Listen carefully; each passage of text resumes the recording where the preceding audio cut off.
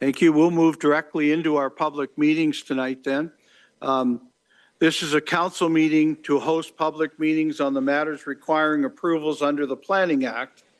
Before we begin, members of the public are advised that only specific stakeholders, including the applicant, the minister, public bodies, or a specified person as defined in the Planning Act, and or the registered owner of any land to which the zoning bylaw amendment would apply, may appeal the council's decision to the Ontario Land Tribunal. Further, if a person or public body does not make oral submissions at the public meeting or have already made written submissions to the Corporation of the City of St. Thomas before the amendments are passed, the person or public body may not be added as a party to the hearing of an appeal before the Ontario Land Tribunal unless, in the opinion of the tribunal, there are reasonable grounds to do so.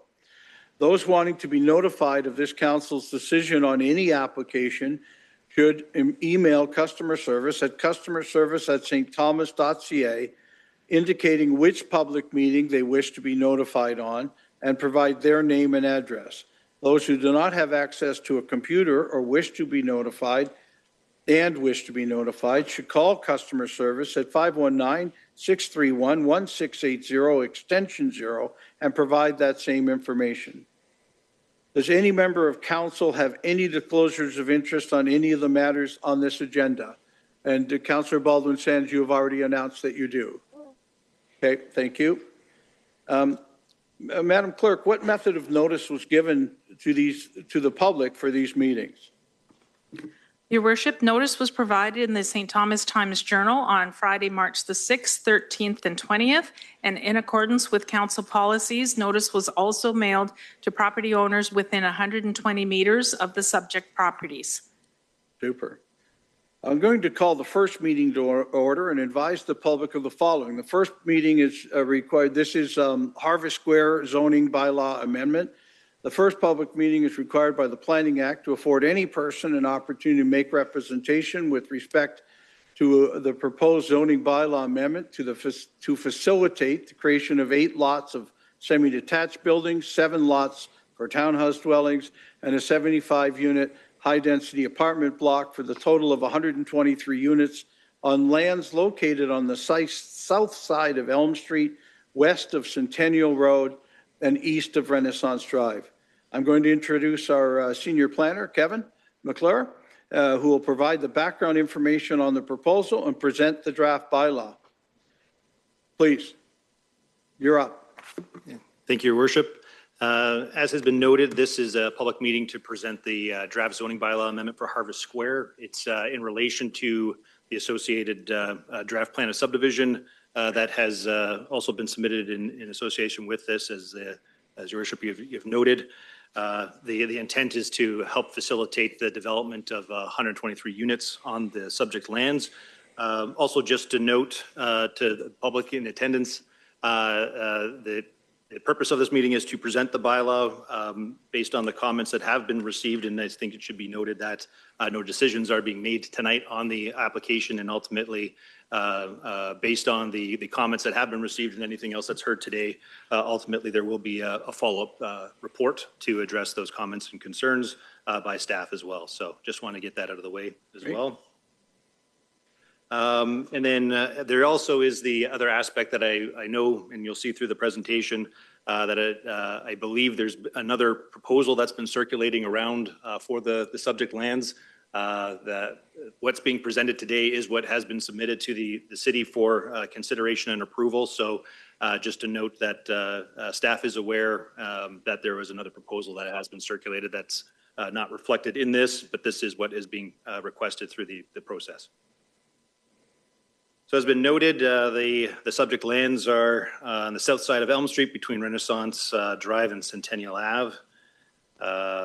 This is kind of the the street view when you're looking at it from the intersection of Elm Street and Renaissance, also kind of Renaissance Drive and Peachtree Avenue, kind of looking north-south, further at the intersection of Centennial and Elm, and then at the kind of corner of where the stormwater pond is.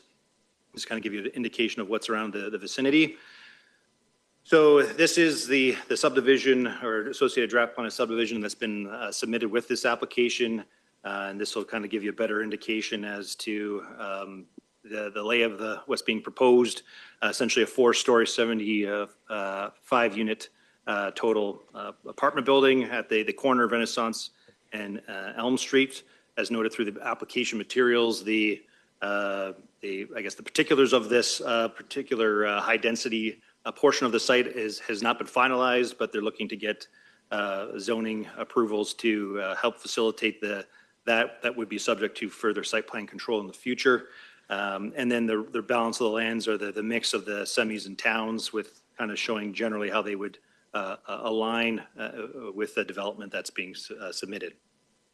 So as part of the application process, some of the issues or concerns that staff had raised through that process is more in line with the subdivision layout, some of the cumulative effects that we've seen through these types of developments in the past, and something that ultimately is kind of being brought forth to council as a means to potentially address through the future official plan update, or matters to kind of consider through this process. But ultimately, from a policy perspective, the lands themselves do allow for a range of mix of uses, including high density, subject to meeting policies. So, but the next few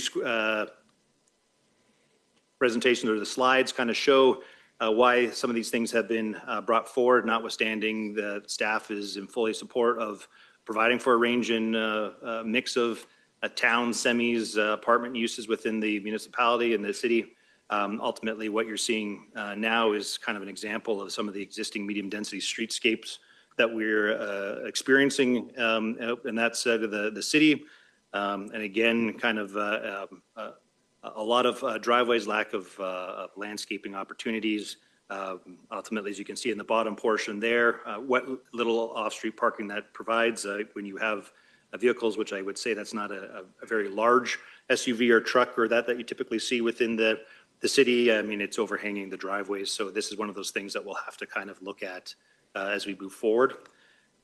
So just as an example, as streetscape alternatives, where again, we've brought these things up in previous consultations throughout the past with different developers and that as well. There's opportunities to provide for these mix of uses within a streetscape. What you see here is a mix of towns and semis, and ultimately on the northern portion or the top photo, you can see an example of where towns provided with rear lanes, where you do still have the opportunity to provide front drive access within a streetscape. The lower example is where rear lanes in that are provided, again, providing for more landscaping opportunity and a more pedestrian-friendly environment. So when you go back to an example such as this, where you have garage-dominant paved surfaces, that's one of those things that from a pedestrian-oriented streetscape and I guess activity and things on the street, this is definitely provides for a better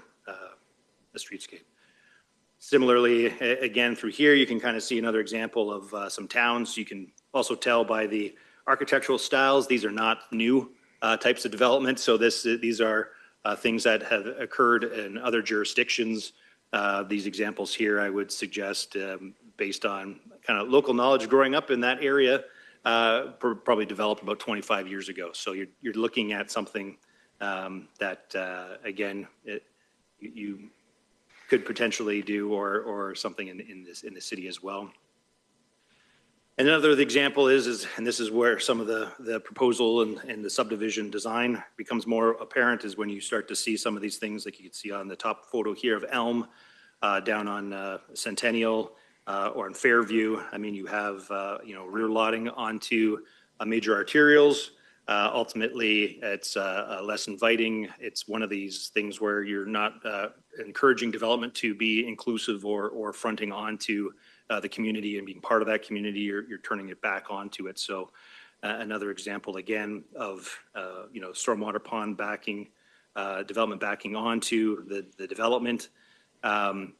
So, it's one of those things that there are different alternatives. So as an example, the photo at the top is something within St. Thomas that the local developer has done to take into consideration some of the concerns and comments that the staff had raised previously. So this is what we internally call like a window street, where you would have a development fronting onto a street instead of rear lotting. So you're removing the fencing, you're providing for, proper amenity areas in away from those arterial roads that where the development itself would act as a noise attenuation wall as opposed to some of these fences. And then the next ones you can see again where it's been accomplished in other jurisdictions on roads that are quite considerably more traffic intensive than what we have here. And again, example of townhouses fronting onto a window street where you do have direct access onto a window street, or the development itself fronting on and having, again, rear lane alternatives. So again, different types of orientations and things to consider.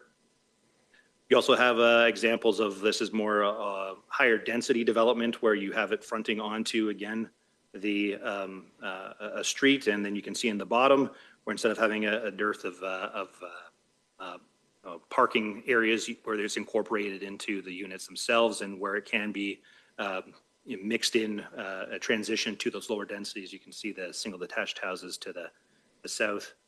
And then the same thing with instead of having rear lanings onto a pond or stormwater management, where you can actually use the buildings and use it as a feature, again, to have a better streetscape presence and landscaping opportunity onto that, as opposed to, again, fencing and rear lotting. That being said, the zoning and the official plan does designate the lands of residential, which does allow for the full range of uses subject to meeting policy. Currently, and through the different phases of the Harvest Run subdivision processes in the past, it is zoned R3A zone, which does, again, permit the full range of uses that are being contemplated through this process. However, at only 4 units per lot, and at not the specific density that the apartment is. So the zoning that you'll see specifically here is that there's 2 new site-specific third residential R3A zones that are going to be applied to the townhouse and the semi-detached lots. So they would allow for 6 units per lot for townhouses, would increase the maximum lot coverage from 43% to from 40. Provide a rear yard setback of 7 meters, where 9 meters is currently the standard. Increase the permitted deck projections into rear yards. And also allow for an exception to what's considered the front lot line. So that really only is to deal with 1 corner lot. And then the R5 zone that is really being addressed to deal with the high density apartment block, which is going to be limited to 5 stories as per the proposal. And then there's a provision there to deal with what's considered a lot front line, because that deals with the setbacks for what is being proposed through this process. So that brings us to the amendment itself. So the part 1 of the amendment introduces Schedule A to the bylaw and designates the lands as part of that schedule as R3A-54 on that special zoning map. Provides a new subsection or special zone to the general provisions of the R3A zone, and outlines that the maximum lot coverage is 43%. The minimum rear yard depth is 7 meters. And this is the overall special zoning map that shows all the different provisions or the different zones that we'll get into. Provides that the maximum number of dwelling units is 6 per lot. Again, that's really only conducive to the towns, the lots that are being proposed. Provides the deck projections of the rear yard, projected a maximum of 4 meters into the rear yard, and provides an exception to the general provisions, which address those sections. Then the next provides that the area in the crosshatch lines is that R3A-55, which again allows for all the same provisions that were spoken to with the minimum rear yard, the 6 meters, the deck projections, but ultimately it's for that 1 corner lot that deals with the lot frontage. So ultimately, it's just based on how they're configuring the lots, they need to have this special provision. And then the part 5 of the amendment introduces that R5-52, which then again denotes that the maximum building height is the 5 stories, and provides that the maximum the front lot line is defined through this special provision that essentially makes it onto Renaissance. But ultimately, the rest of the general provisions of the R5 are to be maintained. And then the final part of the amendment is introducing Schedule B, which is seen on the screen here, which is a consolidation of all of the amendments that have happened to this zoning map, including the ones that are provided through this process. Thank you. Thank you, Mr. McClure. Madam Clerk, have we received written submissions on the proposed changes? Your Worship, yes, we have. Now, they do share some commonalities, but I will just briefly outline who the correspondence is from and what the general concerns are. First, Nancy and Steve Longway for Renaissance Drive, expressing concerns about shadowing, privacy, height of the building, density, traffic, including increased school bus traffic, parking, need for traffic light, need for transit stop, and a second exit from the parking lot. Jeffrey Turner, 27 Honey Bend, expressing concerns about compatibility with the neighborhood and visual impact of the proposed development. Matthew and Ashley Smith, 5 Oxford Terrace, expressing concerns regarding compatibility with the neighborhood, privacy, traffic flow and speeding, safety impacts for children, school capacity, and suggesting traffic calming measures, landscape buffering, and moving the proposed apartment block. Tody Van Dale's 6 Renaissance Drive, expressing concerns regarding compatibility with the neighborhood, density, shadowing, privacy, and traffic congestion. Debbie and Ken Sutton, 19 Oxford Terrace, expressing concerns regarding compatibility with the neighborhood, density, age of the traffic study, parking, lack of public transit, school capacity, shadowing, air and noise pollution, and privacy. Kelsey Clinton, 17 Oxford Terrace, expressing concerns regarding compatibility with the neighborhood, density, age of traffic study, parking, lack of public transit, school capacity, shadowing, air and noise pollution, and privacy. There's an email from Terry Clinton of the same address supporting submissions made by Mohammed Hedi Tamfous and Amal Abis of 22 Renaissance Drive.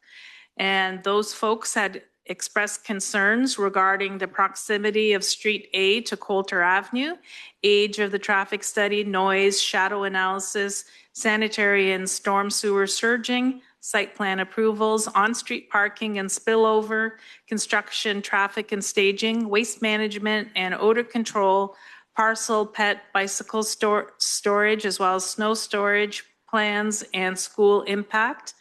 And then submission by Catherine Barr and Dale Rannick, 884 Elm Street, expressing concerns regarding neighborhood privacy and compatibility, height and density, traffic and infrastructure impacts, environmental and flooding concerns, construction and operational impacts, light pollution, rear yard adjacency and overlooking, and sustainability. And Catherine and Dale had also sent a separate email expressing concerns regarding compatibility with the neighborhood, density, age of the traffic study, schools capacity, noise, shadowing, privacy, and the need for future variances. Adamola Sadiq of 4 Oxford Terrace expressing concerns regarding density, storm and sanitary sewer surcharging, age of traffic study, noise levels, shadow coverage, lack of public transit, and site plan approvals. Faisope Macaulay and Iobami Macaulay of 2 Oxford Terrace expressing concerns regarding density, compatibility with the neighborhood, storm and sanitary sewer surcharging, age of traffic study, noise levels, shadow coverage, lack of transit, site plan approvals, school capacity, hospital capacity, lack of green space, parking, and lack of public transit. And finally, Olaboda Sone and Moyosori Sadiq Sone of 6 Oxford Terrace expressing concerns regarding compatibility with the neighborhood, school capacity, hospital capacity, and lack of green space. Thank you, Your Worship. Thank you, Madam Clerk. We'll first go to council if they have any questions, and we'll go through a round of questions with our council, and then we'll open it to the public. So, council, questions or comments? Councilor Reimel. I just have a question regarding this location, and I don't know what this other proposal is that someone had circulated, but was there any consideration to moving the apartment building in front of the storm water management pond to be lengthways along that kind of reflecting one of the photos you had with the big building with the stormwater, because then it'd be the stormwater, the apartment, and then the parking, so it would kind of, you'd only have a smaller section along Elm Street. Mr. McClure? Thank you, Worship. Through you to Councillor Rimal. I believe that would be something that's probably better to be spoken to by the applicant. That is something that staff did raise through the consultation process. Again, I think the message from staff is that they're very much supportive of the range mix, but there were opportunities to provide, I guess, enhancements or alternatives to the lotting arrangement that to provide a better fit. But again, I think the applicant would be better suited to speak to their considerations for this proposal. Further questions or comments? Is the applicant here to say if they gave consideration Yes. to? Okay, then we'll hear from the applicant. A little bit high for me. Can we get you a stool for the microphone? Please go ahead. Sorry, we do actually have a presentation prepared for this. to Okay. address. I don't- I'm sorry, but I cut it off after Kevin. Please, you do your presentation, and it may answer a bunch of questions, so why don't we do that? Can we do it from there, or do we? I can share the presentation if you want, and I can take direction from the applicant to change slides if that works for everybody. Okay, so you put it up, Kevin, and we'll get started.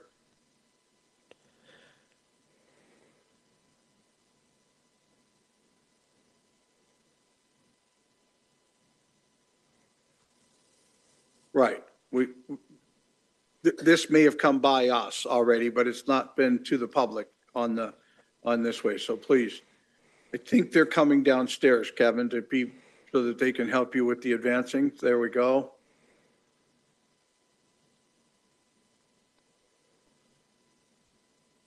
So we have your first slide up. Please go ahead with your presentation. Right. Good evening, Mayor and members of council. My name is Tracy Tucker. I am the manager of land development at Doug Terry Homes. And I have Steve Cornwell from CJDL Engineering, who is the engineering consultant and the planner on the file.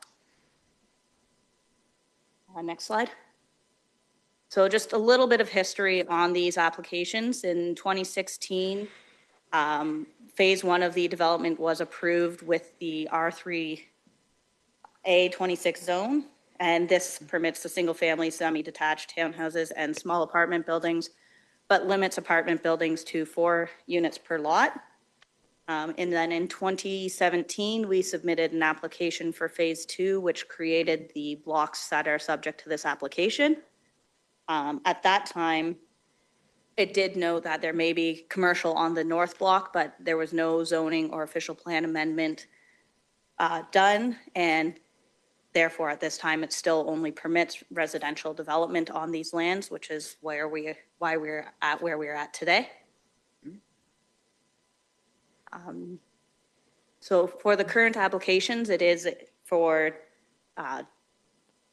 15 lots of semi-detached and townhouses combined. So there's 32 townhouse units over 7 lots and 16 semi-detached lots or units over 8 lots, and 1 high-density block with a 5-story apartment and approximately 75 units. There's a walkway block to connect over to the stormwater management pond, as well as a new public right-of-way, and then reserve blocks to prevent driveways onto certain roads in the development. And then the zoning bylaw amendment is for the R3A zone to increase the maximum coverage, reduce the minimum rear yard depth, increase the number of dwellings per block to 6 units, and then the rear deck projections, as well as defining front lot lines. And for the high density block, it is to rezone it to an R5 zone and actually decrease the maximum height from 45 meters down to 5 stories, and adjust the front lot line definition so that it's easier for determining setbacks at the site plan stage. So as you can see here, the draft plan includes the and Kevin had this on his, the high-density block with the townhouses. We can go back to that. Specifically, we had chosen the corner of Elm and Renaissance for the apartment block, as if in the future there is transit, the likelihood would be that it would be down Renaissance, so it makes sense that you have your high density near the Renaissance, near the road and the transit routes. And also, if in the future through the site plan, there is consideration potentially that would we have to come back here for it for a small ground floor commercial in the apartment building if it was seen to be feasible, that would make sense to have that on the corner, not tucked away on the other side by the storm pond, so providing more opportunity and easier access for all residents. We can go to the next slide. So the site is very well connected, as you can see. So in the initial draft plan, we did propose and provide a 2.2 hectare park down at the bottom known as Orchard Park. There was a lot of planning and thought that went into this location. In addition, there's the existing park, so it expanded on the park. But it allowed, there was consideration with the city, and that was the location that was chosen. There are several trails connecting the site, which are all thoroughly connected through into the sidewalk network. So there's a north-south trail that runs from Elm Street down into the park and actually down to Southdale line. And then there is the east-west trail that runs across the bottom behind Empire, which is over the water line. And then everything will connect through the subdivision. So it is a very well connected. And there is also a park about 500 meters north. It is in central Elgin, but it does provide sports courts, open space, and play equipment for children. Next slide. So with the new site, there is proposed private walkways and public walkways which connect into all of the existing, providing access down through the entire subdivision to all the parks, to the south, as well as to the trail network to the east along Elm Street and then down to the north. Talk about the massing.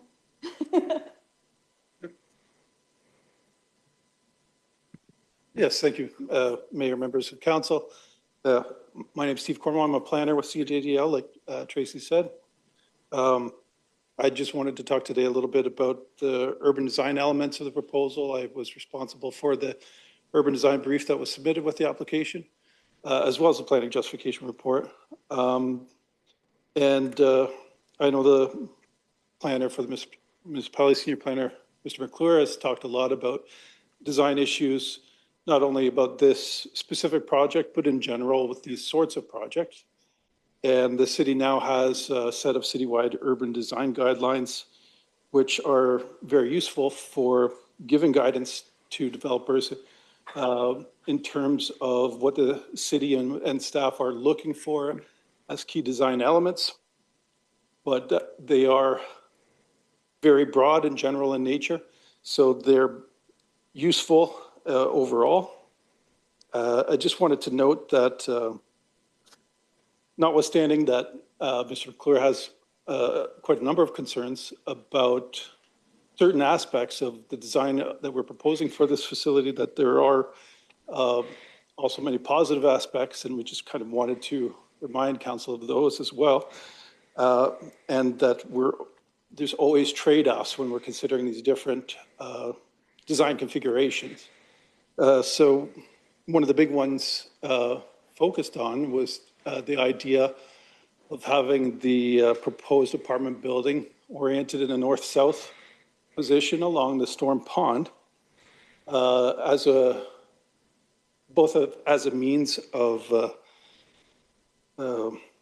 providing a more prominent visible frontage for the storm pond, but also for the entrance of the city it's a prominent space over the storm pond.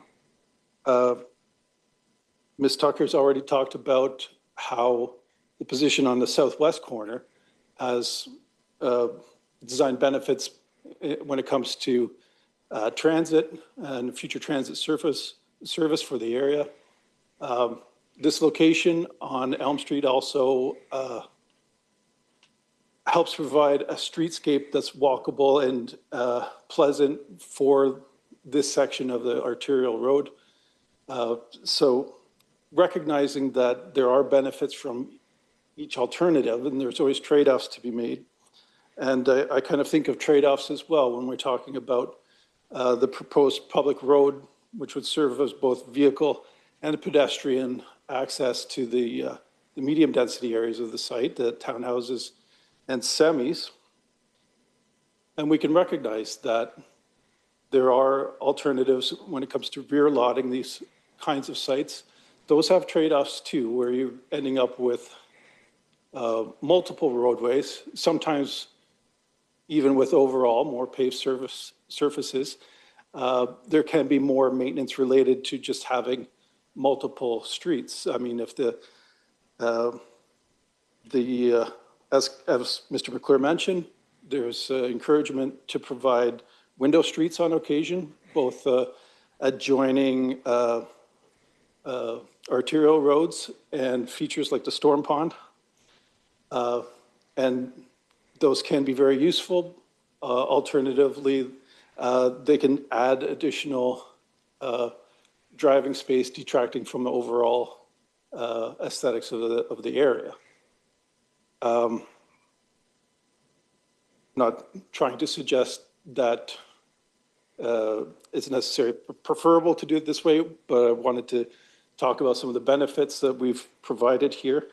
In addition to the location of the apartment being good for transit, it's also this east-west orientation, although it doesn't provide equal sun on both sides of the apartment building.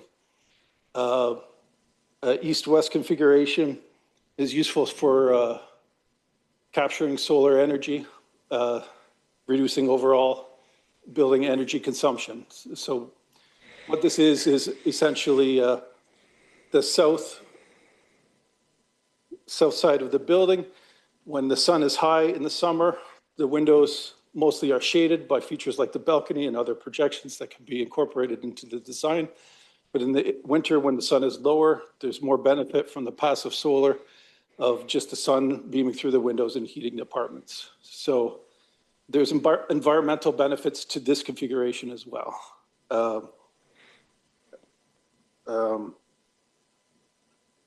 There was also a lot made about the width of the proposed development in terms of the lots for the semis and the townhouse units, and how that might relate to difficulty parking on the street and those sorts of things. And recognizes concerns about the aesthetics when it comes to the attractiveness of the street for walkability. We feel we've done a good job of providing pedestrian facilities within the proposed development in terms of the sidewalks and the additional pathways connecting to the trail system, as well as connecting through the apartment block as well. So some of the other things we've avoided providing any of the rear lotting onto the major roads, onto Renaissance or to Elm. All we have are some side lots for the towns and semis that are on the corner. So that means there's going to be very little fence along Elm Street or Renaissance just for those rear yard areas. But we thought it was important to still, like we have the option of configuring those corner lots so that they either face Elm or Renaissance, or whether they're internal to the proposed new road. And we think it's better to have them oriented internally as a new public street. There's a lot of opportunity for it to become a very distinct community. And we think making sure even those end units are part of it is a better configuration than having those units oriented towards the street. Although even the side yards are, the sides of the units that we're proposing are designed to have attractive features and look nice from the road, even on the sides. So Yeah, overall, those were the main design considerations I wanted to draw attention to, just to suggest that there has been effort put into this to avoid some of the major pitfalls that other developments have succumbed to. And even though there are some differences of opinion on this, we still think that this strikes a reasonable balance between some of the competing design considerations. Okay, thank you. Do you have more of yours? Yep. Okay. So as we mentioned, there is a mix of housing on this. So there is the townhouses in the light orange color, there's a semi-detached in the yellow, and then the apartment at the north. So we have tried to also break it up so you're not having all townhouses in a row and not all the semis. So it just breaks it up a little bit more. Go to the next slide. This is just a couple of the images of sort of what would be proposed on these lots, similar to what you'll see throughout the rest of Harvest Run neighborhood. The top right-hand corner is what is proposed on the corner lots that are semi-detached. So the front door actually faces out towards Renaissance or towards Elm, with the driveways being off of the new street, just to keep the driveways away from those two roads, which are fairly busy streets. And then the next slide. So this just shows where the setback requirements are being asked for. So it's for the rear yards of some of the semi-detached and for the townhouses, as well as the decks. So to allow for there to be a reasonable sized deck in the backyard, we've asked for an encroachment to adjust for that. And then to allow for 6 units per block of townhouses. This is fairly standard throughout most municipalities without having to change the entire zoning. That was the easier way to go about that. And then there is the minor increase of the lot coverage. And then the lot frontage definition for the one semi-detached unit, which has a shorter frontage on Renaissance, so that would be considered the front yard. So for the apartment block, it is proposed that there would be a 5-story apartment. And as Kevin had mentioned, the fine details of this would be worked out through the site plan agreement and site plan control at a future time. At that time, we may look into the option for commercial if it is through a study found to be that, necessary and viable, but at this time, we are not considering that. We've found that the ground floor commercial just really doesn't work, and it's hard to lease up and make it successful. So this sort of shows a rendering of what the landscape plan is proposed for this. So it would have trees buffering to hide those corner lots, which may have been seen from Renaissance as you drive down, as the road bends. So we were proposing trees to eliminate some of that rear yard, as well as a fence across the back of all of those units, as would be required for medium or high density development anyways. So the next slide. So this is just giving a look at what the overall development from the east and the south would look like. Or sorry, looking south and looking east, so from Renaissance and from Elm. And then the angular plane, so with concerns with the height, so adjusting for in the urban design guidelines where a site is abutting low density residential, it's from the ground. In this case, the semi-detached in towns would be considered medium density, so the angular plane is based on the setback and then 10.5 meters up, and 45 is used as the standard, and as you can see, the proposed apartment building fits well inside of that. Next slide. And then this is showing what the angular plane is against the existing residential. So it actually works out from the front lot line and at the ground level that it is actually only about 26% of the 45 that is permitted. And then the zoning requests are actually to reduce the maximum height of the building to 5 stories from 45, which would be about 11 stories, and then to make the frontage be on Renaissance rather than being on Street A, which is the shortest one, but from a zoning perspective, it's a lot easier to deal with setbacks if we move it over to Renaissance. And we are here to answer any questions if you have them. Super. I'm going to go back to Councillor Rymal and let her finish her questions, and we'll finish the rest of council, then we'll go to the public. Please. Thank you very much for your information. I still have the concern that the building, if it was a north-south along the storm management pond, right now half the apartments in the current location would be overlooking Elm Street and the other half would overlook parking lot.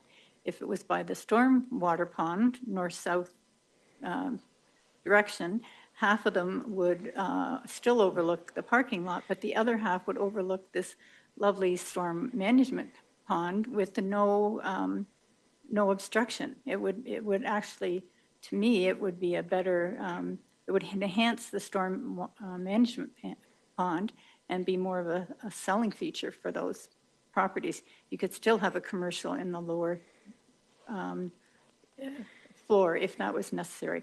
Anyway, that's just my concern. I'm not an expert, but it would just make, to me, a better use of the storm management pond and minimize the impact of this large building in that whole block. At least it would buffer it over to the corner. Comments? I think we answered most of why we chose where we did through Steve's presentation. Perfect. Further questions or comments from council? Councillor Clark? Well, thanks. Yeah, I would echo what Councillor Rymal has said. To me, it makes a lot more sense and a lot of the objections were from the neighbors along Elm Street to have that large building all of a sudden be looking at them. And to me, if it ran along the stormwater pond, it would minimize that effect and it would allow all those people on that side of the building to have a natural view. So as you said, it's trade-offs, and that would be one that I would hope that could be accomplished. My questions were for our staff. A number of the citizen concerns were with regard to the stormwater and the sewage capacities, as well as Elm Street continues to get busier and busier. And the proposed diagram that we just saw doesn't have Coulter Ave and the new street lining up to form an intersection. And so you've got another entranceway off Elm very close to an established intersection. And I was just wondering whether or not our traffic folks think that's going to pose a problem as the city continues to grow. I could see Elm Street being 4 lanes sometime in the future, and whether or not having those two offsetting intersections is a problem that if the project was turned, as Councillor Rymal had mentioned, it would allow the intersection to form one intersection at Coulter and Elm. So I guess it's engineering folks, please. Yeah. Yes, thank you for your question. Through the worship to Councillor Clark. In terms of the road capacity, through the TIS that they did through this project and with the Transportation Master Plan refresh that the city did, we modeled Elm Street Renaissance area and showed that there is 0 deficiencies. So we're actually below capacity in 2051. So we added future development to this area of Elm, noting the deficiencies on Elm are between Wilson, First, that section of Elm Street there. So this side of town is actually working well under future conditions. The adjustment of Street A, ideally, yes, it's across from Coulter. However, modeling it with the current road fabric, it does function. So it will work. I think that was your transportation question. Stormwater management, there was a comment that they were surcharging. That was actually a note in error on the drawings. That should not be there. All sewage and waste water were modeled accordingly. This project was designed when the initial phase of Harvest Run was always accounted for. So this infill is just filling out the pipes. Further questions, Councillor Clark? No further questions from any other council? Okay, we'll go to questions from the public. We'll have a couple of different ways. Certainly, we have a microphone upstairs if you want to kind of queue up for that. We also have people online. So let me share some of the ways to do this. If you're listening on your computer or tablet from home or a smartphone, please click the raised hand icon. And if you've called into the meeting using a telephone, you can use *9, and that will show us that you're online wanting to ask a question. And I'm going to kind of flop back and forth to questions from the gallery to questions online. The questions will be taken in that order, and when given the opportunity to speak, you must first please provide your name and address for our clerk's record so that we can keep a record of who has made comments at the meeting tonight. And so I'll ask to and council, you can of course raise your own hands if any question comes to mind while we're doing this, but let's go to, I have a question online from Nolan Peel, and I see your hand up. So if we unmute you, you go ahead and try talking to us and let us know your address, please. Good evening. Yes, my name's Nolan Peel, and I'm a resident of 5 Auburn Drive. I have a bit of a long question, but I'd just like to start. I'd like to be clear. We support the need for more housing in St. Thomas, but this proposal is not good planning. It's the wrong development in the wrong place. The site functions as valuable, open space with our neighborhood. Its loss, raises important concerns about how the green space is being prioritized as our community continues to grow, and whether sufficient consideration is being given to the long-term livability of the existing neighborhoods. Approving this will also set a concerning precedent. If spaces like this can be converted to high-density development, it raises questions about how the future intensification decisions will be made across similar areas. And from a planning perspective, a 5-story apartment building is fundamentally incompatible with our neighborhood made up of 1 to 2-story homes. The applicant stated that the semi-detached and townhouses will match what is found throughout the community. Therefore, there's no reasonable transition in scale or massing, and this, represents a clear departure from the existing built form that we have. And the city's own planning framework requires compatibility with surrounding land uses, and I would ask for an explanation on to how this proposal meets that standard when the applicant has already mentioned that this the 5-story building that they are planning would not match what is already in this existing neighborhood. And, when it comes to the infrastructure capacity, particularly parking, street parking in our neighborhood is already stretched beyond what we can handle currently as residents. I know for my household, our driveway allows us to have no guests because we have 2 cars already parked in our driveway and it's illegal to park on the street, in which, I don't understand how that would promote any better livability in our neighborhood if we are already so confined with parking. And more broadly, I would want to ask, what is the planning justification for placing this level of high density on this specific site as opposed to the clearly more appropriate locations within our city? We have these buildings located throughout, on Talbot Street in Wellington. Why can't we stick with put this building there to address our housing concerns rather than putting this massive obstruction inside of our neighborhood? And if council is seriously considering this, it must be done responsibly and in appropriate locations, not by forcing, the high density development into spaces that were never intended to support this. So I'm urging council to reject the amendment to these zoning bylaws, or at minimum require substantial changes to the height of the 5-story building that is being proposed, and increasing the amount of setbacks and the preservation of meaningful green space in our community. Thank you. Thank you for your information tonight. Do I have somebody at the upstairs microphone? Please introduce yourself and go ahead. Thank you, Mr. Mayor. My name's Sherry Abrantes. I'm at 11 Oxford Terrace, which means my backyard will be directly by the apartment. So I have a question first to kind of start off, but then I have some comments to kind of add. And we've been talking as a group, so I know that some other of my neighbors will be talking. But when was this traffic study, our main concern, when was this traffic study actually completed? Because there's been a roundabout added. And also, I think we've seen December, January at one point, right around the construction time of the roundabout. So I'm just wondering if somebody can confirm that. Timing on the traffic study?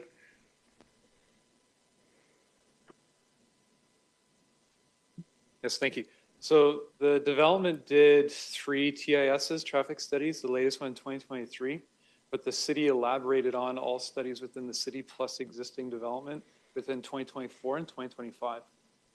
Okay, can I know like the month that you were doing them though? The TMP was adopted in January of this year, so they were completed over the years of 2024 and 2025.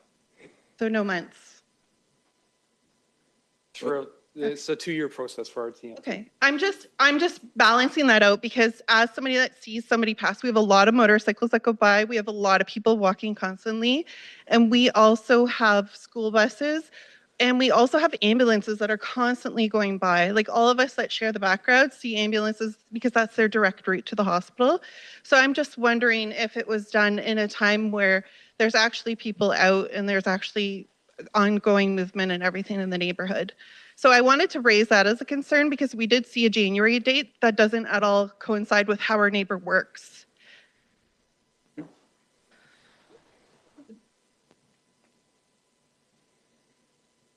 Okay, and also I'll just continue while you're you're able to say. Go ahead. Sorry, so our traffic counts, I believe the last set was done in December 2023. So after the roundabout was built. Okay, but not during regular kind of busier times where we see our neighborhoods out. They are done during daytime hours. All studies are done during daytime hours. So you catch the morning, you catch the evening.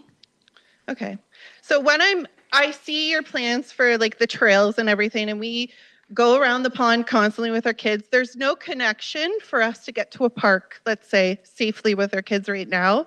Adding that extra complex of all these extra houses, all these extra like traffic. And especially when I look at that rendering there, it's impossible already to turn out of Renaissance onto Elm. We constantly see on the roundabout a lineup waiting to get into the roundabout because people are just constantly waiting for that to go round. So I'm just concerned, number one, our kids, if you're sending our kids then, let's say we have to go to the park. Right now we're kind of going down and going to either the Coulter Park, which is new on Peter Street, but now we're going to have this bunch, and like Councillor Clark mentioned, we're going to have this offset where kids, we're going to have to suddenly we're going to have this sidewalk that will have to be in place. You know how good people are about stopping at those. We're going to have this amount of traffic, and we're just constantly waiting for something to happen in that area. As like we turn out in the morning, we're waiting for about 5 minutes sometimes to even get out. So adding this just doesn't make sense. We're not opposed to some semis and townhouses, but the fact of the matter is that 75 more apartments in that area is not feasible for our neighborhood at all. Another thing I wanted to especially oppose, as I see it directly impacts me, and not everybody is in the same space, but I'm going to literally have somebody 7 meters from my fence, which is 2-story. I have 3 kids. We have a hot tub in our backyard. We will have 0 privacy. That makes me nervous because not only now you're worried about like building trees or putting trees in behind the apartments to block privacy, but now suddenly you're going to put people closer to our fence line and not think about trees or even a space for a it would make sense that a sidewalk kind of goes in behind us maybe, or that you leave a little bit of a swell in between. So I'm just kind of putting those out there. I know that some of our other neighbors have some other concerns, and I know just my husband he did the construction on the roundabout with his company. And when we first signed out, we were the third house on that Oxford Terrace, and it was originally supposed to be condo dwellings, I think was in the first original rendering, and then commercial space in the front. There is absolutely nothing around for us to walk to. There's no grocery store, there's no Tim Hortons, there's no variety store. Our kids have to walk pretty far. So for us that have preteens, I have a 6-year-old, a 13-year-old, and a 17-year-old. So my 6-year-old, I'll be nervous about her being on the street, but my 13-year-old, we used to like kind of, okay, 3 of you can go together to Max on the corner, or Circle K on the corner. I won't be able to do that anymore, because even just getting across 2 of those streets now, with the impact of all this extra traffic, will be impossible for them to navigate on their own. So that's all for me for now. I'll pass it on to one of my neighbors.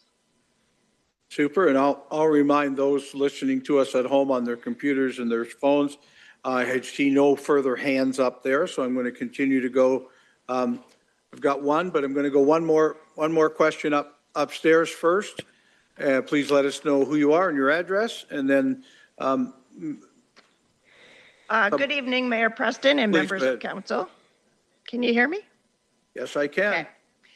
My name is Catherine Barr. I am a resident of St. Thomas at 884 Elm Street, which is by the roundabout across the street from Harvest Run. First, let me start by saying that I am here with a group of neighbors and my husband, Dale Rannick, and we would like to thank you all for the opportunity to speak out and have our voices heard. As responsible, registered voters, we also thank those councillors who have responded to our emails. I want to begin by noting that I support responsible growth in St. Thomas. My comments are not in opposition to development itself, but rather to the scale and form of the development currently proposed, particularly the 5-story, 75-unit apartment building. These are the 3 concerns that I want to highlight. First, compatibility and scale. The proposed 5-story apartment building represents a significant increase in height and density compared to the surrounding neighborhood, which is predominantly single detached and low density housing. This introduces an abrupt transition in built form rather than a gradual intensification. Even within the broader plan, the apartment building stands out as the only structure of this height and density, which reinforces that it is not consistent with the existing or planned character of our neighborhood. Second, traffic safety and emergency access. The transportation impact brief included with the plan indicates the traffic projections are based in part on a 2020 transportation impact study, with limited updates done in the winter of 2023. Given the continued growth in the area, this raises concerns about whether all seasonal conditions and cumulative impacts have been fully captured. The plan also introduces a new internal road referred to as Street A, connecting Elm Street and Renaissance Drive. Along with driveway points with parking space to the proposed apartment building, the study itself acknowledges that some of the multiple access spacing is below ideal guidelines, which increases the potential for turning conflicts on adjoining streets. These additional access points and connections will increase traffic movements along Elm Street, which is already a key corridor in the community. Importantly, Elm Street also serves as a regular route for emergency services, including ambulance access to St. Thomas General Hospital. Increased congestion, turning movements, and access conflicts along this corridor could raise legitimate concerns about maintaining safe and efficient emergency response times. Third, community infrastructure, specifically school capacity. Mitchell Hepburn Public School serves the area and has been the subject of recent school board reviews due to changing enrollment patterns and development pressures. However, the materials submitted with the application do not appear to include any assessment of school capacity, student yield, or coordination with the school board. There appears to be a gap in the overall planning analysis, given that this proposal introduces a high-density population impact, possibly 125 families, average families of 4, meaning 500 more people, in the school zone of Mitchell Hepburn Public School. As well, in regard to system infrastructure, there's little information provided on how the existing storm drainage system on the corner of Elm and Centennial will also be impacted, as it's our understanding that it's been designated a natural habitat zone. In closing, I respectfully ask that Council carefully consider whether this proposal represents appropriate development for this location. A revised approach with reduced height and density, such as low-rise or townhouse-style condos, would better align with their surrounding neighborhood and existing infrastructure. I also respectfully request that these concerns be fully considered as part of the decision-making process and that a complete record of public input be maintained. Thank you for your time and consideration. Well, thank you for coming and sharing with us today, too. Michelle? So through your worship, I just want to clarify a couple things because I know they were in the written comments and I've heard them a little bit up in the gallery. One of which is that in terms of compatibility and transition, it doesn't mean that all buildings have to be the same height. There's various factors in terms of design and different ways to help mitigate that transition and just make it's not uncommon to have a 5-story building next to 1 or 2-story buildings and have an appropriate transition and compatibility. We see that in many other locations in the city. Furthering that, just in terms of school capacity is determined by the school boards. They're circulated on all applications, and they are always reviewing their attendance needs and school capacity and look at their boundaries accordingly. And if I could add also, we as a city council and our administration have conversations with both of our school boards or all 3 school boards often. Do we think they're listening to us well? I'll let you make that decision. But we've been planning our strategic plan over the last 8 years about where the growth in the city would have to happen. We've shared that openly and loudly with our school boards about where schools might be needed. You can make your own determination as to whether any of those schools have been started or not. But we'll continue to do that. Even I've gone as far as to the Minister of Education to share that we're not being, the planning groups aren't working together between the city's planning and the school board's planning. But I think I'll end it at that. I don't want to blame them for all my troubles, like I don't want them blaming me for all their troubles. But we sure do need to work a lot better with the school boards to make sure that there's school availability. I don't have any hands up online. If you are using a computer, please put your hand up. If you're using a phone, do *9. And when we have you online, we'll call you up next and get you to do it. But I've still got, okay, I've got Ayobami Macaulay. And that hand, you've had it up before, so why don't we'll unmute you now, and then you let us know what you need to say. Let us know where your address is, please. Good evening, everyone. Actually, this is Ayobami Macaulay's wife, and we're both on the call. My name is Faye Shokbai Macaulay. I live at 2 Oxford Terrace in the Harvest Run neighborhood, directly affected by this application. I have filed a written submission with the city clerk, and I am here just highlighting some of the most important points. I'm going to make it very quick. The first point is the developer's own document contradicting this approval. And that's regarding the storm sewer being surcharging.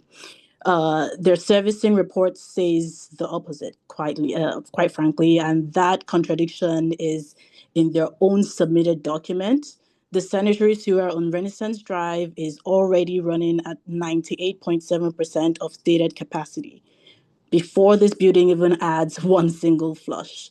I'm asking that an independent review of these numbers be submitted and shared. Secondly, this community, the the occupants of Harvest Run community invested in this area at the time where it was just dirt roads and plans on paper. Dr. Harry's own site plan at the time that we bought properties and invested in this area showed that land, that piece of land, to be proposed commercial. We did not think that even if it turned out to not be proposed commercial, that it would end up being a high density housing change. That is not something that we planned for. At the time that we moved from Toronto here to St. Thomas was just recovering from years after, the Ford and Sterling plant closures. The city lost 5,000 jobs. But we believed in this community, we believed in the city, and we decided to pack up and move here. And we chose Harvest Run. We chose Harvest Run because of what we saw on ground, not being able to predict that a 75-unit, 5-story apartment would ever fit into this community on a land that was marketed as commercial land. Lastly, the neighborhood, I know a few of my neighbors have already talked about the Mitchell Hepburn Public School. Not just Mitchell Hepburn, but also even St. Anne's. From personal experience, I have experienced the fact that there is definitely limited support for children of this neighborhood. To be able to get a speech therapist, even for my child who just started school last September, the wait time is 6 months. How are we supposed to be able to cater to children and their needs in this community when we're adding high density housing in areas where the school is already at capacity? Mitchell Hepburn's public school already has 695 students enrolled against a stated capacity of 678. It is over capacity today, just based on the school's documentation that's provided online. All references are provided in my document submitted. I'm not opposed to any form of development in the city. We welcome development. We want St. Thomas to continue to grow. We welcome new population and workers to the city. However, a 5-story apartment in this neighborhood of 1- and 2-story properties is not ideal. It simply does not fit in. I asked council to deny the R5 zoning for the apartment block and restrict this site to R3A. We're very happy to have neighbors in townhouses and semi-detached like we already do in this area. Again, it's going to show consistency in the neighborhood. It's not going to be a big shock to our entire community. My full written submission is on record. Again, my name is Faye Shokwe Macaulay. Thank you for listening. Thank you for sharing this evening. I have another online. The name is listed as Google Pixel 10 Pro, so probably not your real name, but we'll give you a shot. Tell us where you live and your name, and give us your facts, please. Hello, good evening, everyone. Thanks for taking my call. I'm Ebenezer. I live on 13 Oxford Terrace. I'm online with my wife right now. And we've been talking as neighbors. And my issue is in support of what my neighbor just talked about. When we move into the community, we moved in 2020. Our builder showed us the plan, and he said it's going to be a commercial. That's why we actually picked that lot, because we thought there's going to be a commercial setting close to us so that we can walk into maybe a corner store or get a fast food, something. We have 4 young children. Now the community is very busy. We have technically no street parking. when the kids are even on the street playing, you can't leave them because cars are everywhere. And to bring these units, we don't mind getting detached, semi-detached and townhomes. We love to have neighbors, but bringing a giant 5-story apartment on top of the semis and the proposed townhomes, we believe safety-wise, now our kids can't even get out. In our community, we don't have playground. We have to cross M Street or Renaissance in order to access playground. The kids can't go by themselves most of the time. You have to always, and now we adding more people. There's no playground. There's nothing for the kids. Safety-wise, we believe bringing these units won't be safe for. And for us in particular, on 13 Oxford, our backyard is going to be facing the apartment. So now we have no privacy. If you have a bathtub, you can't use it because somebody will be watching you from their balcony or their bedroom. And we've invested in the community because we thought we were going to have a commercial units around us. And now it's being changed whilst we are already there. If we had knew it, we would probably have chosen a different location. So my appeal to council is please do not approve this. We don't mind the semi-detached, the detaches and townhomes, but the 5-story unit, we think it's not appropriate for our community. Thank you very much. Thank you. I'm going to go back upstairs to the next person in line. Please let us know your name and address, please. Anthony Shields, 8684 Centennial Road. My question is with regards to this apartment building complex. I haven't heard any justification as to why it needs to be 5 stories. Why wouldn't a 3-story apartment building that would fit more in the height frame of the community be acceptable or not acceptable? And furthermore, does this represent a possible concern for future people buying in communities when the zoning of a community can be changed after the developer has laid out their vision for how it's supposed to be and adding a 5-story or 6-story or even 11 stories, which is what they would be allocated and allowed under the zoning bylaw change to be built in the community after the fact, because there are price impacts, real impacts on the people living in those homes. Thank you. Well, I'll see who wants. Kevin? Mr. McClure, sorry, I'm being very, very familiar tonight. Thank you, Worship. Through to the gallery. I can't speak, and I can let the applicant, speak to whether or not they considered any other forms or lowered forms of development there. Just wanted to note that the planning process is a permissive process. So the Planning Act does allow for landowners, developers, et cetera, to go through that process and make amendments to either official plan zoning that the city or municipalities have applied on land. As was kind of noted through the presentation materials previously, the applicant had gone through that process to put in the site-specific zoning that's on the property currently. So it is a permissive process. As part of that process, they need to provide adequate justification and to meet the policies, including the provincial, now the provincial planning statement as well to address that. But that's why the process and why they're going through this now is to make those changes or request those changes, and they're allowed to. But with respect to other forms of development and that, I guess defer to the applicant. Please.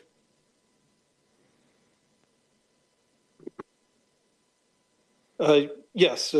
I mean, the question was phrased as why it has to be 5 and not 3, which is not a particularly appropriate framing.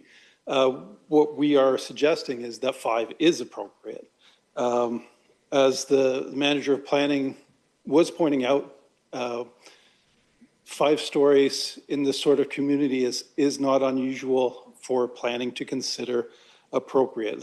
In terms of the conflicts with any larger building, we're looking at shade and shadow impacts and loss of privacy issues. We've certainly heard from a number of applicants, a number of neighbors, both in person tonight and through their correspondence, that they are very concerned about privacy, mostly, exclusively neighbors who are on Oxford Terrace. Understandably, they're concerned about loss of privacy. Their rear yards are against this development. But in terms of the height of the building, with a 5-story building in the distance from that street in their backyards, and where the townhouse and semis are proposed on the south side of the new street, there's not going to be any loss of privacy. The people from the highest story of this building won't be able to see the backyards, possibly not even much of the roof of the buildings on Oxford Terrace. Similarly, when it comes to shade and shadow, this is a position of the building that's on the north side of the site. That's with a taller building, you would expect most of the shade shadow impacts to be on the north side, just from us being in the northern hemisphere. So this position where we've got both Elm Street and Renaissance Drive providing additional setbacks from the 5-story building, and then on top of that, both of the existing residential uses on the north side of Elm and on the west side of Renaissance, they front on the street. The front yards aren't considered to be so susceptible to privacy impacts. And then the buildings themselves provide further shelter and protection for privacy in the rear yards, which are a substantial distance away. The only real proximate backyards or sensitive areas related to the proposed apartment are in the semis and towns that are the closest to it that we're proposing, that would be on the Street A.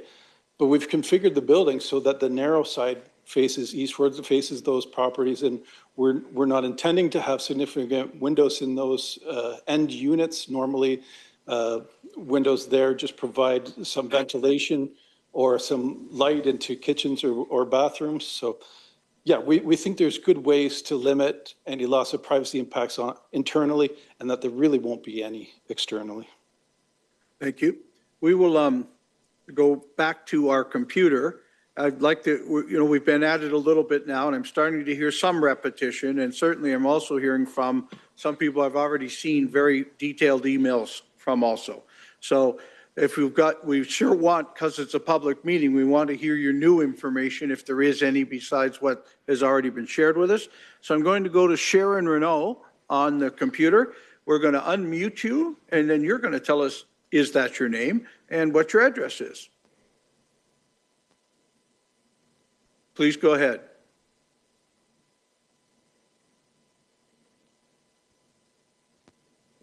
We've unmuted from our end. Let's hope that you're now unmuted. Please go ahead. Can you hear me now? I can. Very good. My name is Roger Dobbs. I live at 830 Elm Street. I would live directly across the street from this apartment building that is proposed. And for obvious reasons, I think it's a really bad idea. You're talking about putting roughly 40 units looking straight in my living room window. The 5th floor is going to look straight over my roof and into my backyard.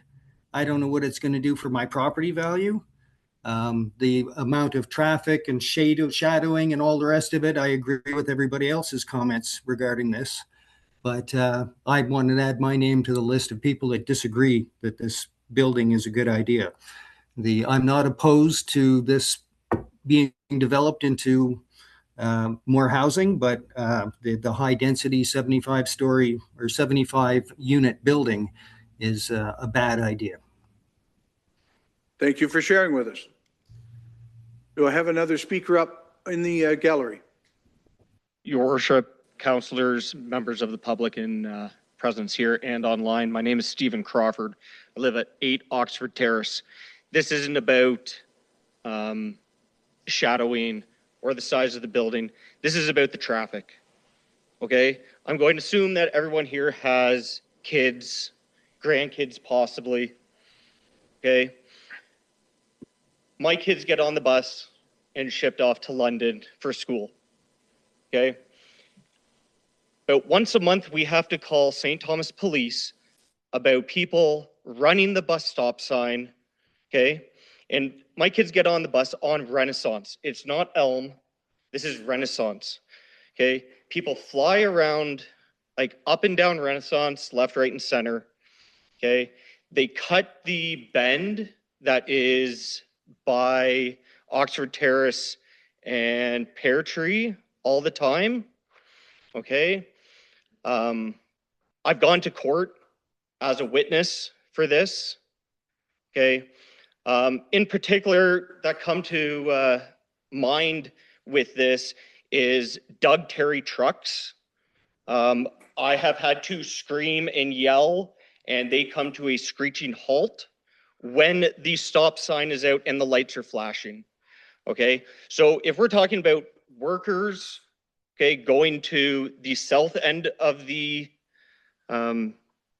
area for the buildings that they're building there, when there are multiple entrances into the subdivision, okay, what's going to happen when there is now 75 units, possibly 150 cars now coming into that subdivision? Okay, there are no traffic calming measures in that area to have people slow down. We have had the police out to monitor the area, and constantly it is 45 to 50 in the 40 zone.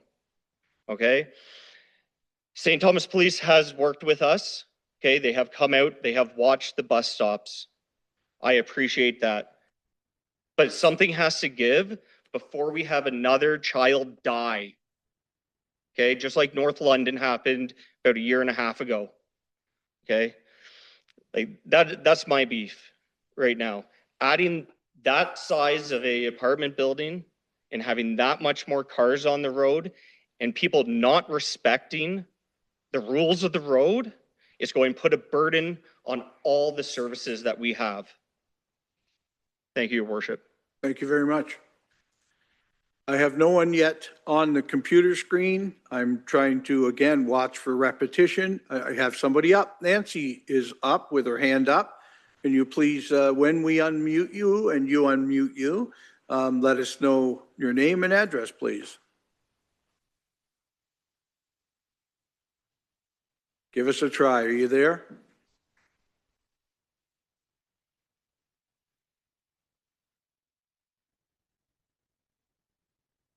One more try. The name is Nancy, but I don't want to call you Nancy in case you're not. So Hello. go ahead. Hi, I live in Coulter Avenue. Thank you very much. Sorry for the delay.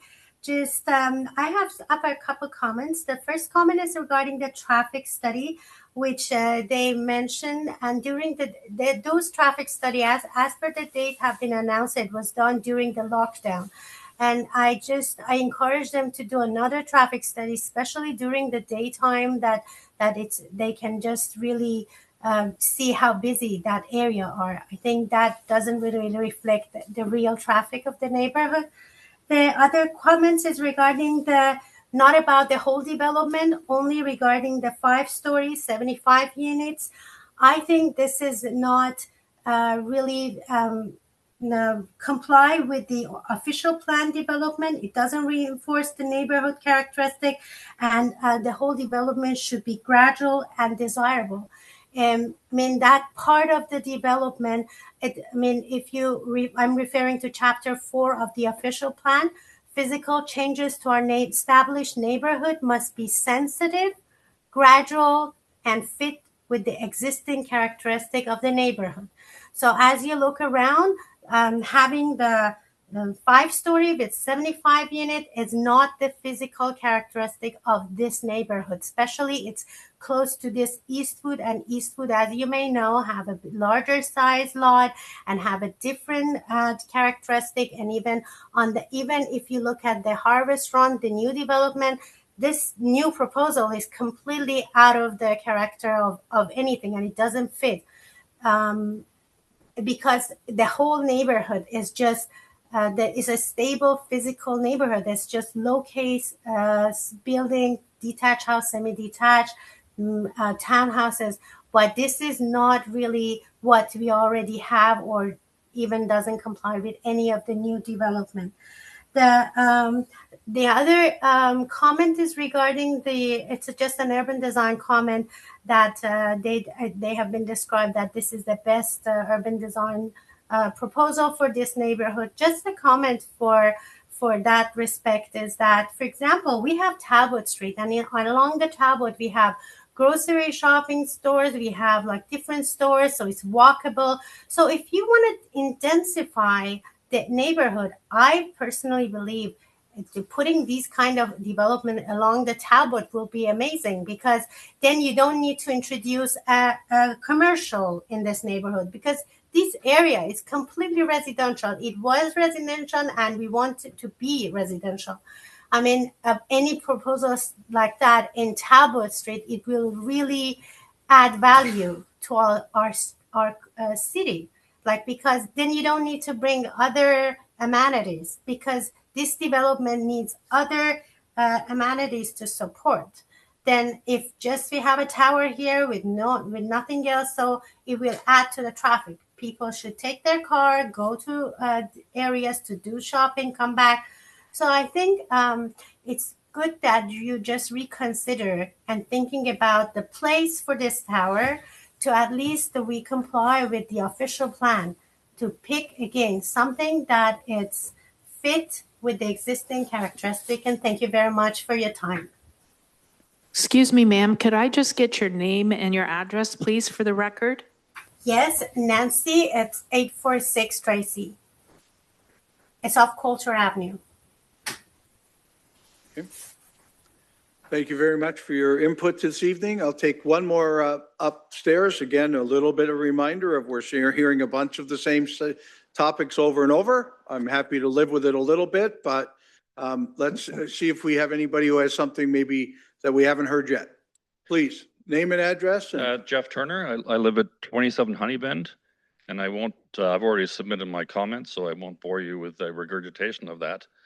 But I'm a little concerned by what the applicant has advised council several times tonight, in that a 5-story apartment building can live in harmony with a 1-story building next door. And that seems to me that, reminds me of an old saying that you can put lipstick on a pig, but it's still a pig.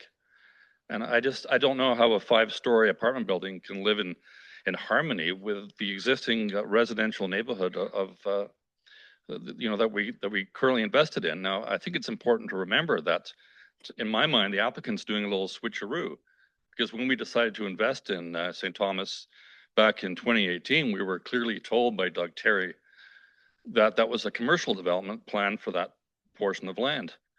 And I bet I can ask everyone here tonight, and they will put up their hands and tell you the exact same thing. And so now we're being, sold this bill of goods that a 5-story building is going to be great. It's going to look great. You put a couple of trees up, and I can tell you, I can stand on my front door on Honeybend, and I can see the telephone poles on Elm Street. So I don't know how you're going to hide a 5-story apartment building, but unless there's some engineering, magic I'm not aware of. Anyway, those are my thoughts. So thank you for listening. Thank you for sharing with us today. I know I have at least one more up there. Please go ahead. I'll put you in because I have nobody else's hand up on the computer at the moment. Okay, I'm Nancy Longeway, and I live at 4 Renaissance. I have a question for the developer. And the 5-story, 75-unit apartment, in the parking lot, it looks like there's only about 90 parking spaces. How is that sufficient? It's going to create more parking problems, I think, in the neighborhood. It doesn't feel that that's a sufficient number of parking spaces for visitors, for residents who have 2 cars. It doesn't make any sense. Well, let's ask. Well, we've proposed the apartment building to meet the city's zoning bylaw requirements for number of parking spaces. This is both numbers that are based on experts in parking that they're initially based on to get into the zoning bylaws in the first place. It does become a little vague where different municipalities do adjust their parking rates over time, but overall that's based on their own experience as well. As a developer, Doug Terry is convinced that this is an appropriate amount of parking spaces for this building and there shouldn't be any additional demand. But again, we're proposing what the city has asked for in terms of parking on that site. That might be good in an area that has parking lots, but our area doesn't have a lot of extra parking on the roads. So we don't have public transit, so people living in the apartment are going to have a car. It's not a walkable neighborhood to amenities for the most part. So there, where we're saying a 3-story, 45 unit will cover your 90 parking spots. Anyway, Thank you. that's And if my I can share just a little bit on the transit piece, when you add density to a neighborhood, you really get the attention of council as to where we must improve transit. We've spent the last weekend really getting a lot of input from people across St. Thomas as to what transit improvements we need to have, but I take your opinion tonight too, please. So, perfect. Thank you. Further questions or comments? I have one more online. Brian, your hand is up. Please, when we unmute you, please tell us your full name and address. And again, I'm watching for us not to continue to reach the same topics. Go ahead. Hi, my name is Ryan. I live at 896 Elm Street. I just have a question for the developer. Just the reasoning behind why we would want a high density apartment here when there's like basically no commercial amenities around. And so basically my question is, because wouldn't this increase the traffic because people will be relying on their cars to get to shopping, schools, etc. And I'm just wondering what the reasoning behind why we would want high density here. Please. Well, I wouldn't want to suggest that anyone in particular would want high density here, but what is realistic and is understood as an appropriate principle to use when planning for growth within an urban area is to provide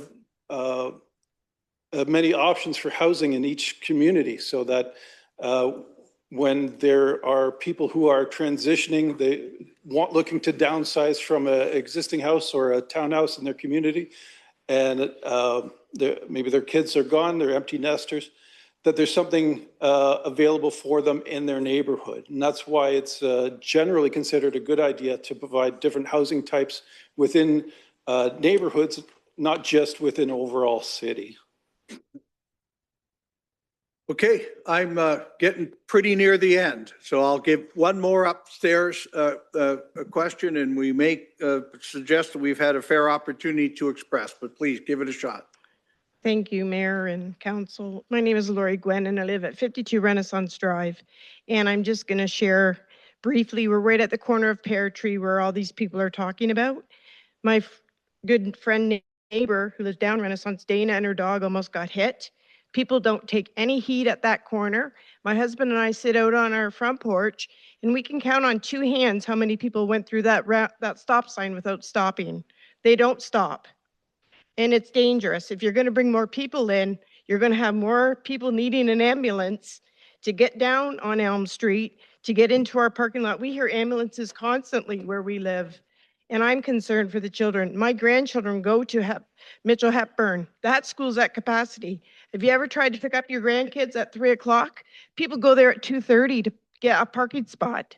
And now I'm a senior, and I just heard him say people that are empty nesters. That's why we moved here. We love St. Thomas. We didn't move here to have all this like big apartment buildings. We moved away so we could be in a nice, quiet residential area. And it was on that list saying that we'd have a commercial area. I thought, that's perfect. There's nothing really near here. We'll have a little Tim Hortons or whatever they decide. We'll take a Wendy's, Mayor. You know, I'm just saying, we'll take anything because I'll always take more investors, but please, let's stay on the housing. We will stay on the housing, but I'm saying it's commercial. And Wendy's is a part of the commercial. They built one out on Ron McNeil. We have nothing in our area. Absolutely nothing. So my concern is, if you ever want to come sit on my front porch, anybody on council, you can watch the number of cars that go around the corner and don't stop. It's dangerous. And like Steve said, he's only a few feet away from where that bus is. Yep. And I'm concerned for his children too. Thank you. Well, thank you. And I'll share with you that many of you have shared with us, And we've had a lot of conversations with Police Chief Roskamp and some of the other solutions that are needed for some more of the neighborhoods in our community from a driving lessons point of view, I suppose is a better way to put it. I'm going to suggest we've had fair opportunity to share on this public meeting tonight. This is not a decision that gets made tonight. We've collected the information that has come to us in writing and on our customer service system and what we've heard here tonight too. So we thank you for joining us tonight on this public meeting. We still have 2 more to go tonight. Some of you may be here for them. So I'm suggesting that we've had fair opportunity and everyone's been to express their views. And if there are no further questions, please be advised that any person wishing to provide further information or to receive further information on the actions of council on this public meeting, make sure that we have your name and address, and all of you that have participated tonight have provided that, and those that have sent written notice and worked through our customer service. Anyone who hasn't would like to hear about actions of council, please talk to customer service at stthomas.ca, indicating the public meeting you wish to be notified on. This one is, of course, the Harvest Square public meeting. And those of you that don't have access to a computer or the ability to do an email like that, please give us a call, 519-631-1680, and extension 0 is customer service, and give us your information verbally. Provide that information to us. This public meeting is now concluded.